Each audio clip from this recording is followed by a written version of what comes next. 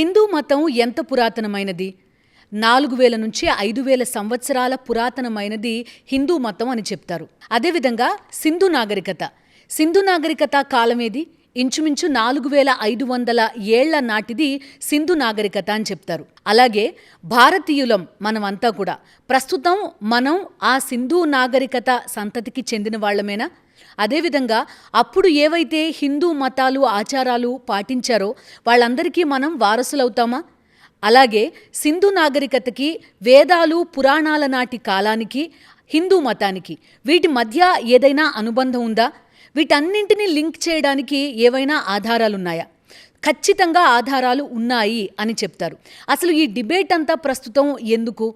ఈ డిబేట్ మొత్తానికి కారణం భారత సాంస్కృతిక శాఖ చేసిన ఒక్క పోస్ట్. ఆ పోస్ట్ తోటి ఇప్పటికే 100 సంవత్సరాల నుంచి ఈ వాదన నడుస్తోంది. మరోసారి ఆ మొత్తం వాదన అంతా తెరపైకి వచ్చింది. సింధు నాగరికత ఇది 4500 సంవత్సరాల పురాతనమైనది అని మనం చదువుకున్నాం. అదేవిధంగా హిందూ మతం ఎంత పురాతనమైనది? ఇంచుమించు 4000 ఏళ్ల నుంచి 5000 ఏళ్ల పురాతనమైనది అని మనం చెప్తారు.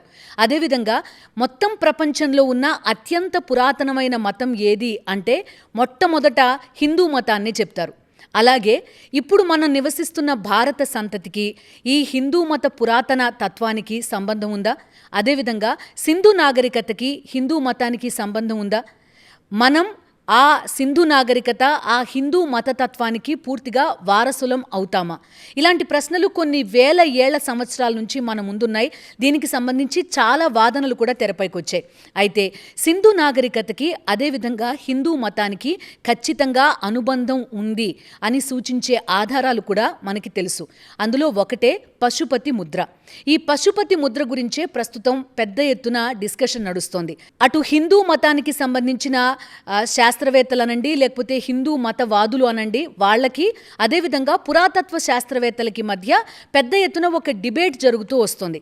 ఆ డిబేట్ అనేది ఏంటి అనేది మనం తర్వాత వెళ్ళబోతున్నాం.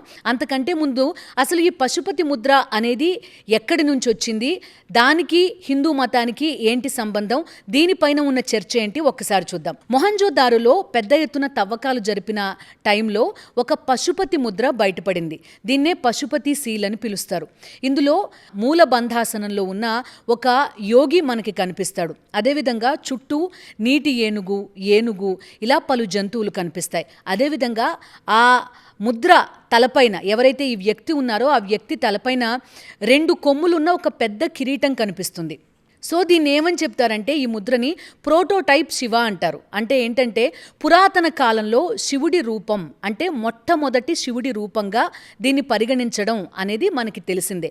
దాంతోపాటుగా ఈ చుట్టుపక్కల ఉన్న జంతువులన్నీ కూడా భారత ఉపఖండంలో కనిపించే జంతువులు కాబట్టి ఇది ఖచ్చితంగా భారత వారసత్వానికి సంబంధించినది అనేది పురాతత్వ శాస్త్రవేత్తలు కూడా అంగీకరించిన పరిస్థితి.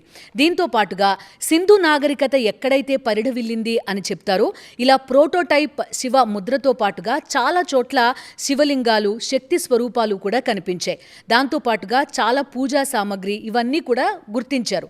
సో దీన్ని బట్టి సింధు నాగరికతకి హిందూ మతానికి ఖచ్చితంగా అవినాభావ సంబంధం ఉంది అని గుర్తించవచ్చు. దాంతోపాటుగా మరో అంశం ఏంటంటే ఇప్పుడు ఏదైతే నాగరికత పరిఢవిల్లుతోందో భారతదేశంలో అది సింధు నాగరికతకి కంటిన్యూటీ, దాని కొనసాగింపే మనమంతా కూడా అని చెప్తారు. అదేవిధంగా ఇప్పుడు ఏదైతే మనం వేదకాలం 4500 సంవత్సరాల నుంచి 5000 సంవత్సరాల వరకు పురాతనమైంది హిందూ మతం అని చెప్పుకున్నాము. ఆ హిందూ మత వారసత్వం కూడా ఖచ్చితంగా మనదే. వీటన్నింటికి మధ్య అవినాభావ సంబంధం ఉంది. దానికి ఒక గుర్తింపే ఈ పశుపతి ముద్ర అనేది శాస్త్రవేత్తలు, పురాతత్వ శాస్త్రవేత్తలు కూడా చాలామంది అంగీకరించిన పరిస్థితి.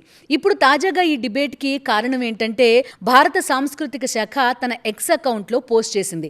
పశుపతి ముద్ర అనేది అటు సింధు నాగరికతకి మాత్రమే కాదు మన హిందూ మతాన్ని కూడా పూర్తిగా ప్రతిబింబించే ఒక ముద్ర అనేది మన భారత సాంస్కృతిక శాఖ చెప్పింది. సో అక్కడే మరోసారి వివాదమైంది.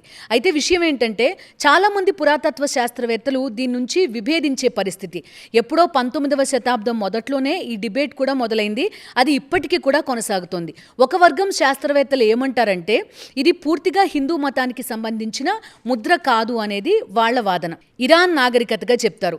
ఆ ఇరాన్ నాగరికతలో జంతువులందరికీ కూడా ఒక అధిపతి, పశుపతి, అక్కడి నుంచి వచ్చిన ముద్ర ఇది అనేది చాలామంది వాదిస్తారు. అందులో ఒకరే ఈ ఆడ్రీ ట్రష్కే అనే ఒక శాస్త్రవేత్త. ఈమె ఏమంటారంటే ఇది యురేషియన్ కల్చర్కి సంబంధించింది, ఇరాన్ నుంచి వచ్చిన ఒక ముద్ర ఇది అనేది ఆమె వాదన. అయితే ఆమెని విభేదించే వాళ్ళు కూడా చాలా ఎక్కువ మంది. ఎందుకంటే నిజంగా ఇరాన్ నుంచే కనుక ఈ ముద్రని తీసుకుంటే ఆ చుట్టూ ఉన్న జంతువులు, తలపైన ఉన్న కిరీటం, దానికి ఉన్న కొమ్ములు, ఇవి దేనికి నిదర్శనం? ఇరాన్లో నీటి ఏనుగులు కానీ ఏనుగులు కానీ ఉన్నట్టుగా తెలీదు ఎవరికి కూడా. అది పూర్తిగా భారత ఉపఖండానికి సంబంధించిన జంతువులు అవన్నీ ఉన్నాయి. దాంతోపాటుగా పశుపతి రూపం ఏదైతే ఉందో అది కూర్చున్న ఆసనం, యోగాసనంలో కూర్చుని ఉంటుంది. అలా అయితే యోగా కల్చర్ కూడా ఇరాన్కి సంబంధించిందేనా అనేది ఒక వర్గం శాస్త్రవేత్తలు ప్రశ్నిస్తున్నారు. సో ఒక్క పోస్ట్ ఈ మొత్తం వ్యవహారాన్ని మరొకసారి రచ్చ చేసిందనమాట. భారత సాంస్కృతిక శాఖ ఏదైతే ఈ పోస్ట్ చేసిందో ఏకంగా 1.5 మిలియన్ వ్యూస్ వచ్చాయి. అంటే ఎంతమంది ఆసక్తిగా చూస్తున్నారు దీనివైపు? నిజంగా సింధు నాగరికతకి, హిందూ మతానికి, ఇప్పుడు మనం ఉన్న భారత సంతతికి సంబంధం ఉందా అనే తెలుసుకోవాలనే ఆసక్తి చాలా మందిలో ఉంది. సో భారత సాంస్కృతిక శాఖతో పాటు చాలామంది శాస్త్రవేత్తలు దీన్ని నిర్ధారిస్తున్నారన్నమాట. ఏదైతే సింధు నాగరికత పరిఢవిల్లిందో 4500 సంవత్సరాల క్రితం, అదే హిందూ మతానికి సంబంధించిన ఆనవాళ్లు ఉన్నాయి. దాంతోపాటుగా ఇప్పుడు మనం ఎవరైతే భూమిపైన జీవించి ఉన్నామో ఆ సంపదకి వారసత్వంగానే మనం జీవించి ఉన్నామని కూడా చాలామంది శాస్త్రవేత్తలు అంగీకరిస్తున్న పరిస్థితి కూడా మనం చూస్తున్నాం. కేవలం పశుపతి ముద్ర మాత్రమే కాదు, మొహంజోదారోతో పాటు హరప్ప, ఇలా చాలా సైట్స్లో ఈ సింధు నాగరికతకి సంబంధించిన ఆనవాళ్లు ఉన్న అన్ని సైట్స్లో కూడా పెద్ద ఎత్తున శివలింగాలు బయటపడ్డాయి. అదేవిధంగా శక్తి స్వరూపాలు బయటపడ్డాయి. అప్పుడు ఏ విధంగా అయితే శివుణ్ణి, శక్తిని పూజించేవాళ్ళు, ఇప్పటికీ కూడా అదే వాతావరణం భారత్లో కంటిన్యూ అవుతోంది. కాబట్టి మనం ఖచ్చితంగా అప్పటి సింధు నాగరికతకి, అప్పటి హిందూ మతానికి వారసులం అనేది భారత సాంస్కృతిక శాఖ నిర్ధారిస్తోందన్నమాట. సో అనుమానాలుంటే పూర్తిగా ఈ వాదనకి ఎటువంటి ప్రూఫ్ లేదు. ఇది కేవలం ఒక వర్గం వాదన మాత్రమే. దీన్ని ఖండించడానికి వారి దగ్గర ఎటువంటి ఆధారాలు లేవు అని భారత సాంస్కృతిక శాఖ నొక్కి మరీ చెప్తోంది. సో ఇది ఓవరాల్గా హిందూ మతానికి, సింధు నాగరికతకి, దానికి తగిన వారికి వారసులు ఎవరు అంటే ప్రస్తుత భారత సంతతి అని చెప్పడానికి.